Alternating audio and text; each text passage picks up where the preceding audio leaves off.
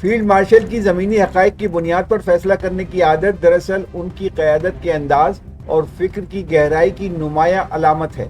پاکستان جیسے ملک کے لیے جہاں خطے کی صورتحال مسلسل بدلتی رہتی ہے، جذبات یا خواہشات پر مبنی فیصلے ریاست کو نقصان پہنچا سکتے ہیں۔ ایسے حالات میں وہی قیادت کامیاب ہوتی ہے جو حقیقی حالات کا مشاہدہ کرے، ان کا تجزیہ کرے اور پھر فیصلے کرے جو ملک اور قوم کے مفاد میں ہوں۔ فیلڈ مارشل کی سوچ اسی حقیقت پسندی سے جڑی ہوئی ہے۔ ان کا ماننا ہے کہ ریاستیں نعروں اور تصوراتی خیالات سے نہیں بلکہ ٹھوس اور عملی اقدامات سے مضبوط ہوتی ہیں۔ زمینی حقائق کا ادراک سب سے پہلے دفاعی پالیسیوں میں نظر آتا ہے۔ مشرق میں بھارت کی جارحانہ سوچ اور مغرب میں افغانستان کی بدلتی ہوئی صورتحال ہمیشہ پاکستان کے لیے حساس رہی ہے۔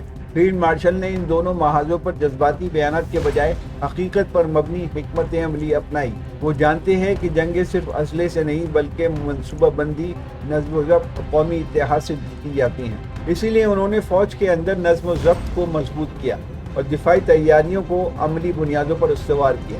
یہ عمل بتاتا ہے کہ ان کی سوچ میں حقیقت پسندی جذبات اور سیاست سے کہیں زیادہ اہم ہے۔ اسی طرح اندرونی استحکام کے لیے بھی فیلڈ مارشل نے زمینی حقائق کو بنیاد بنایا۔ وہ اچھی طرح سمجھتے ہیں کہ اگر معاشرہ انتشار کا شکار ہو، ادارے کمزور ہوں اور قانون کی گرفت ڈھیلی ہو تو بیرونی دشمن کا مقابلہ کرنا مشکل ہو جاتا ہے۔ اسی لیے انہوں نے قومی یکجہتی، اداروں کی مضبوطی اور قانون کی بالادستی پر زور دیا ہے۔ ان کا یہ اصول کہ ریاست اور قانون کمزور نہیں ہونے چاہیے، معاشرتی استحکام کی بنیاد ہے۔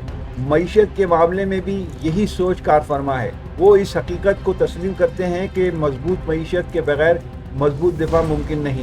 چنانچہ انہوں نے اقتصادی اصلاحات، سرمایہ کاری کے فروغ اور قومی پیداوار میں اضافے پر توجہ دی ہے۔ فیلڈ مارشل کے فیصلوں میں جذبات نہیں بلکہ حقیقت، مشاہدے اور قومی مفاد کی جھلک نظر آتی ہے۔ یہی حقیقت پسندی پاکستان کے مضبوط مستقبل کی ضمانت ہے۔